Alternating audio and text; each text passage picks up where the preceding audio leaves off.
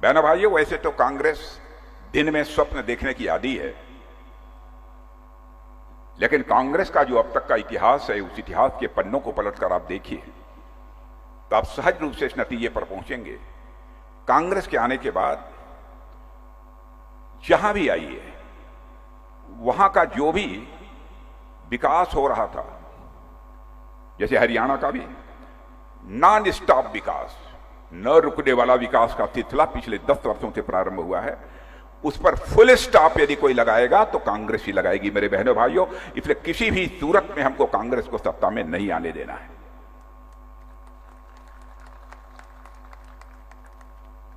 और कांग्रेस में अंतर्कलह चल रही है। दूल्हा कौन होगा इस चुनाव में, इसका फैसला हो नहीं पाया। तय नहीं है कि सेहरा किसके सिर पर बांधा जाए, यह तय ही नहीं हो पा रहा है। यहां पर सेहरा बंधवाने वाले एक नहीं 10 दावेदार हैं, और बाकी जितने हैं कांग्रेस में वह सब बाकी नाराज फूफा हैं। लेकिन बहनों भाइयों, यह असमंजस की स्थिति हमारे यहां नहीं है। नायब सिंह सैनी हमारे सरकार बनने के बाद पूरा मुख्यमंत्री बनेंगे, यह मैं स्पष्ट करना चाहता हूं। मेरे बहनों भाइयों, हम लोगों की सरकार को काम करते हुए आपने केंद्र में भी देखा है और हरियाणा में भी देखा है। इस सच्चाई को कोई नकार नहीं सकता है कि जब जब भी कांग्रेस की सरकार रही है, मंत्रियों के ऊपर, सरकारों के ऊपर भ्रष्टाचार के आरोप लगे हैं, लेकिन 10 वर्षों में कोई मां का लाल उंगली उठाकर नहीं कह सकता, चाहे हमारे मनोहर लाल खट्टर रहे हों अथवा उनकी सरकार का कोई मंत्री, उसके दामन पर एक भी भ्रष्टाचार की दाग लगी हुई है। सब तो सब मैं केंद्र की ओर भी आपको ले जाना चाहता हूं। 10 वर्षों से हम लोगों की सरकार चल रही है। आदरणीय अटल बिहारी वाजपेयी जी की सरकार रही है मेरे बहनों भाइयों, उस समय भी, और मोदी जी की सरकार जब से बनी है तब से लेकर कोई मां का लाल यह नहीं कह सकता कि किसी मंत्री के ऊपर भी कोई भ्रष्टाचार का दाग लगा हो।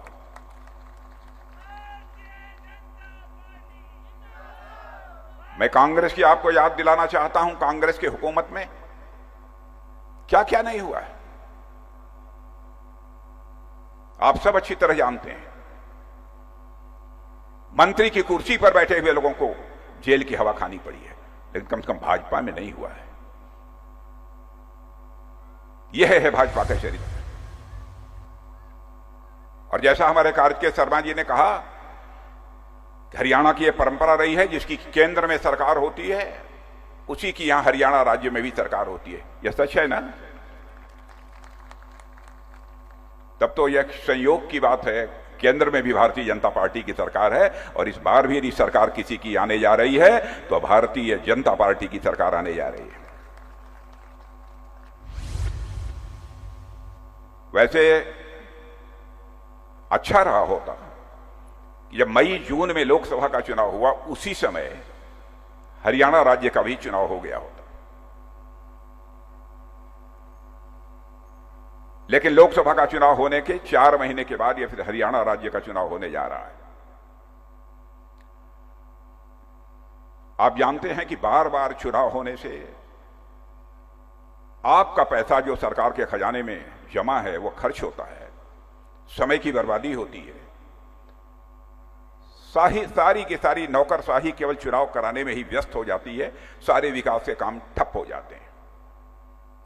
इसकी चिंता करते हुए हम लोगों ने फैसला किया, हमारे प्रधानमंत्री ने फैसला किया कि हम यह जो संसद हमारी जो नई गठित हुई है संसद, इसी संसद के चलते हुए मेरे बहनों भाइयों, हम लोग एक बिल लेकर आएंगे जिसमें कि ये फैसला करेंगे कि 1 नेशन 1 इलेक्शन, एक देश और एक चुनाव होना चाहिए, एक साथ चुनाव होना चाहिए।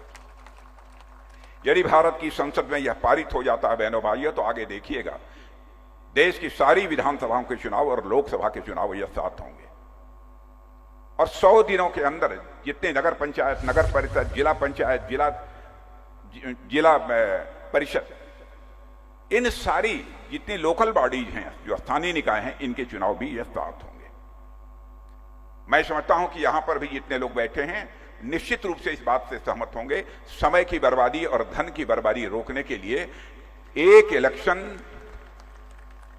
एक देश और एक इलेक्शन होना चाहिए, वन नेशन वन इलेक्शन।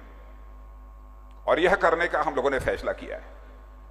और भारतीय जनता पार्टी का चरित्र यह है बहनों भाइयों, हम राजनीति करते हैं तो केवल सरकार बनाने के लिए राजनीति नहीं करते, हम राजनीति करते हैं तो देश बनाने के लिए राजनीति करते हैं मेरे बहनों भाइयों।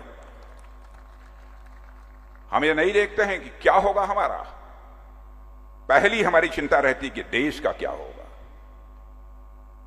आपने देखा होगा 10 वर्षों से हमारी सरकार केंद्र में बनी है। केंद्र में सरकार बनने के बाद बहनों भाइयों कौन इस सच्चाई को नकार सकता है कि अंतर्राष्ट्रीय जगत में भारत का कद बढ़ा है।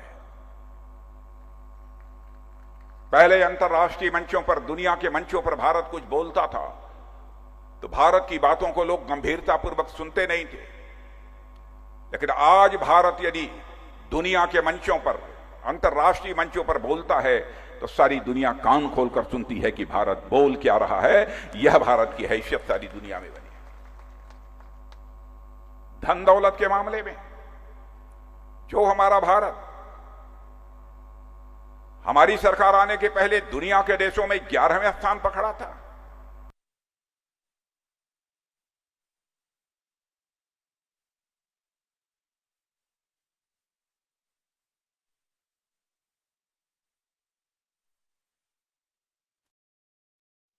वो जंप लेकर आज 5वें स्थान पर आ गया है।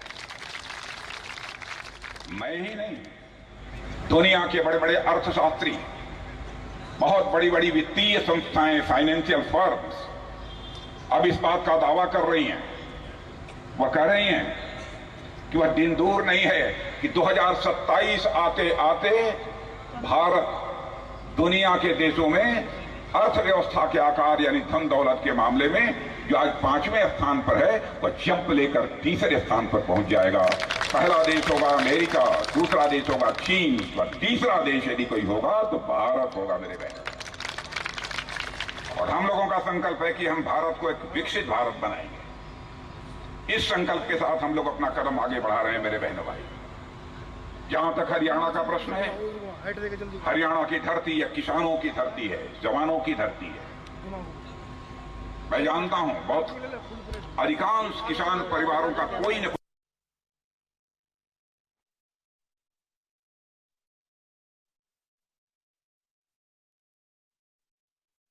सीमाएं आज सुरक्षित हैं तो उसमें हमारे हरियाणा के जवानों का एक बहुत बड़ा योगदान है। हरियाणा के लोग देश और समाज के हित में संघर्ष करना जानते हैं अच्छी तरह, और यह परंपरा आदिकाल से चली आ रही है। मैं आपको याद दिलाना चाहता हूं, हरियाणा की यह धरती है जहां पर कुरुक्षेत्र है, और इसी कुरुक्षेत्र से भगवान कृष्ण ने गीता का संदेश भी दिया है, सारे विश्व को दिया है। इसलिए मैं आप सबसे अपील करने आया हूं कि मेरे बहनों भाइयों, 2024 के इस चुनाव में लड़ाई यदि है तो विकास और विनाश के बीच लड़ाई है बहनों भाई। यदि हरियाणा को बर्बाद करना चाहते हैं तो कांग्रेस के साथ जाइए, हरियाणा का विकास करना चाहते हैं तो आप भारतीय जनता पार्टी के साथ जाइए। मैं एक आंकड़ा आपको देना चाहता हूं कि हरियाणा में जहां पर 10 साल पहले सकल घरेलू उत्पादन जिसे बोला जाता है, मैंने कुछ मिला जुलाकर जो कुछ भी पैदा वैदा होता है सबको मिलाकर कितना धन दौलत, तो उसको मैं सरल शब्दों में बतला रहा हूं, उसे जीडीपी बोलते हैं, सकल घरेलू उत्पादन। वह सकल घरेलू उत्पादन जो लगभग 3,90,000 करोड़ के आसपास हुआ करता था, आज वह बढ़कर 10 लाख करोड़ तक पहुंचने जा रहा है बहनों भाइयों। यह है आपका हरियाणा। हरियाणा तेजी के साथ आगे बढ़ रहा है और हरियाणा तेजी के साथ आगे बढ़ेगा। मैं हरियाणा की हालत जानता हूं कि यहां के घरों में पाइप के माध्यम से लोगों को पानी नहीं मिल पा रहा था। हिंदुस्तान में तो ऐसे करोड़ों घर हैं जहां की लोगों को घरों में नल के माध्यम से जल नहीं मिल पाता था बहनों भाइयों। लेकिन हमारे प्रधानमंत्री ने इस बात की चिंता की कि हिंदुस्तान में एक व्यक्ति भी शेष नहीं बचना चाहिए जिसके पास अपना सिर ढकने के लिए पक्का छत न मुहैया हो और एक व्यक्ति, एक परिवार भी ऐसा नहीं बचना चाहिए जिसके मकान में नल के माध्यम से जल न मुहैया हो जाए, ऐसा एक भी परिवार शेष नहीं बचना चाहिए। कांग्रेस का चरित्र देखना है तो हमारे जयराम जी ठाकुर बैठे हैं यहां पर, इन्हीं के राज्य हिमाचल प्रदेश में, आपका पड़ोसी राज्य है, जाकर यहां देखिए। कांग्रेस की सरकार बनते ही ऐसे हालात पैदा हो गए हैं कि वहां की सरकार अपने कर्मचारियों को सैलरी नहीं दे पाई, उनका महंगाई भत्ता नहीं दे पा रही है। वहां के मुख्यमंत्री और उप मुख्यमंत्री अपना वेतन छोड़ने का ऐलान कर रहे हैं, उसका दिखावा कर रहे हैं। हिमाचल की सरकार, जयराम जी ठाकुर इस बात के साक्षी हैं, वादा किया था कांग्रेस की सरकार बनने के बाद वहां पर 1500 रुपया हर महीना महिलाओं को दिया जाएगा। बहनों भाइयों, आज तक वहां का हिमाचल में कांग्रेस की सरकार अपना वादा नहीं पूरा कर पाई है। और मैं तो कहना चाहता हूं, हमारे प्रेस के मित्र भी यहां हैं, भारतीय जनता पार्टी हिंदुस्तान की एक ऐसी राजनीतिक पार्टी है जो बहनों भाइयों जो कहती है वह करती है। हमारे कहने और करने में कभी अंतर नहीं हो सकता। हमारा घोषणा पत्र उठाकर कोई देख ले, हम 51 में कहते थे कि हम आएंगे तो धारा 370 समाप्त करेंगे जम्मू कश्मीर से, और आपने देखा कि स्पष्ट बहुमत मिलते ही चुटकी बजाकर हम लोगों ने धारा 370 जम्मू कश्मीर से समाप्त कर दिया। जो मैं सारी चीजों की यहां पर चर्चा आपके सामने नहीं करना चाहता, और मैं हरियाणा वासियों को भी याद दिलाना चाहता हूं, इसके पहले भी चुनाव में जो हम लोगों ने कहा था उसको किया है। और आज भी मैं आपको आश्वस्त करना चाहता हूं बहनों भाइयों, हम जो कहेंगे उसे करेंगे। हमारे कथनी और करनी में कोई अंतर नहीं होगा। हम विश्वसनीयता का संकट जो भारत की राजनीति में कांग्रेस ने पैदा किया है, उस विश्वसनीयता के संकट को हम लोगों ने चुनौती के रूप में स्वीकार किया है। कांग्रेस को लंबे समय तक हुकूमत करते हुए हिंदुस्तान में आपने देखा है, देश के कई राज्यों में देखा है। अभी हाल का ही एक मामला है कर्नाटक राज्य का, जहां पर कांग्रेस की सरकार बनी है। बहनों भाइयों, वहां के मुख्यमंत्री के ऊपर भ्रष्टाचार के गंभीर आरोप। क्या आप चाहते हैं कि हरियाणा में भी कैसी ही सरकार होनी चाहिए? इसलिए आपको आगाह करने आया हूं बहनों भाइयों कि आप सभी का भरपूर समर्थन भारतीय जनता पार्टी को प्राप्त होना चाहिए। एक आम आदमी पार्टी है, आम आदमी पार्टी भ्रष्टाचार के मामले में जेल चले गए। उन्होंने कहा फिर भी कुर्सी नहीं छोड़ूंगा, जेल से ही मैं सरकार चलाऊंगा। घर से काम करते हुए लोगों को मैंने देखा था, लेकिन जेल से काम करते हुए पहली बार यदि देखा है तो आम आदमी पार्टी के लोगों को मैंने देखा है। चुनाव जीतने के लिए आपकी गाढ़ी कमाई का जो पैसा खजाने में जमा होता है उसको लुटाते हैं, जनता का खजाना या खाली करने का काम करते हैं। इसलिए मैं आपको आगाह करना चाहता हूं बहनों भाइयों, आपका एक वोट भी आम आदमी पार्टी को नहीं जाना चाहिए। वैसे कहीं अस्तित्व में वो है ही नहीं। दूसरे शब्दों में कहना हो तो मैं कह सकता हूं कि आम आदमी पार्टी को आप चिमटे से भी मत छूना मेरे बहनों भाइयों, चिमटे से भी मत छूना। जहां जहां कांग्रेस की सरकार आई है उस राज्य को उन्होंने बर्बाद किया है, अपने वादों को नहीं पूरा किया, हवा हवाई बातें करते हैं। क्या यह सच नहीं है? न्यूनतम समर्थन मूल्य, मिनिमम सपोर्ट प्राइस, एमएसपी जिसे कहते हैं, किसानों को 24 फसलों की एमएसपी हमारी सरकार हरियाणा में दे रही है कि नहीं दे रही है? मैं आपसे पूछना चाहता हूं बहनों भाइयों, हिंदुस्तान के किसी राज्य में 24 फसलों की एमएसपी नहीं मिल रही है। मिल रही है तो केवल और केवल हरियाणा राज्य में भारतीय जनता पार्टी की सरकार दे रही है।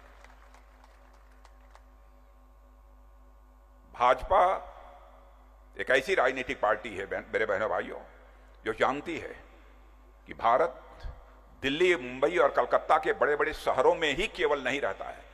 भारत यदि रहता है तो हिंदुस्तान के गांव, गली और गलियारों में भारत रहता है। इस बात की भी चिंता करती है।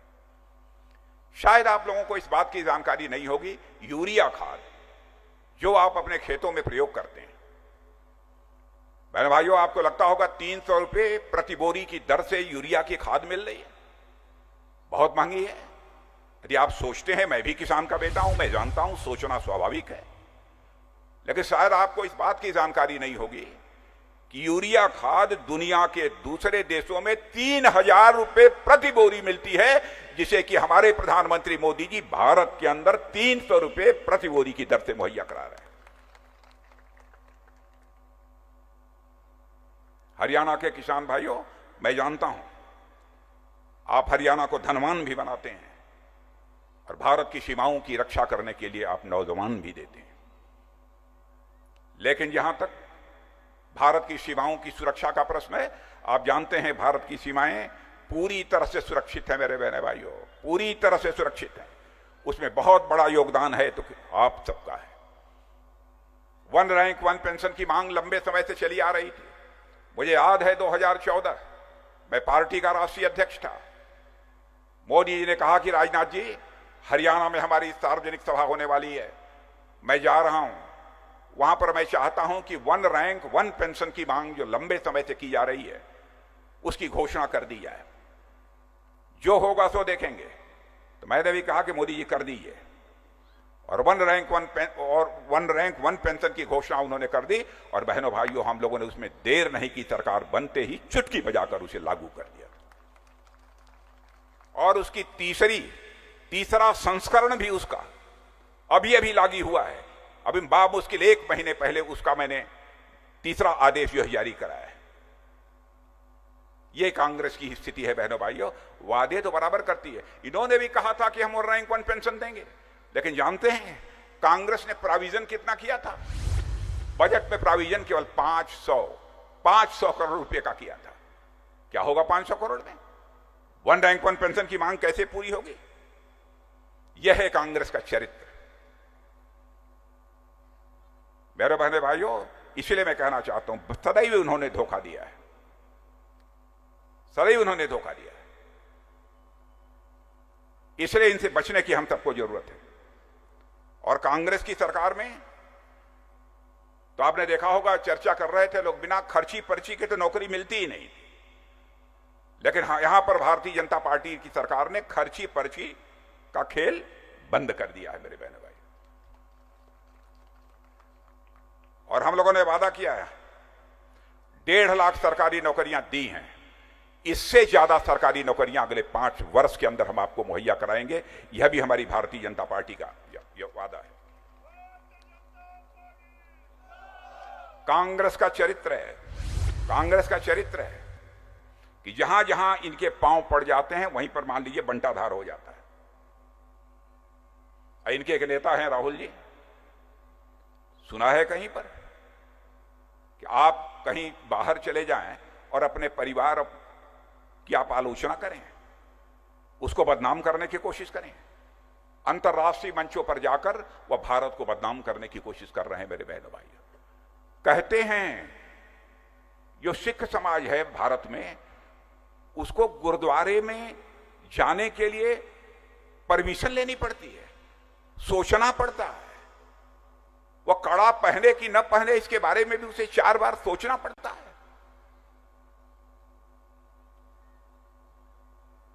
गुरुद्वारे में जाए कि न जाए इसके बारे में उसे सोचना पड़ता है। माने अपने देश को जाकर दुनिया के मंचों पर इस तरीके से बदनाम करने की कोशिश कर रहे हैं। बहनों भाइयों, आपने देखा होगा, भले ही कांग्रेस की सरकार रही है और कांग्रेस की सरकार ने तो आदरणीय अटल बिहारी वाजपेयी पर विश्वास किया।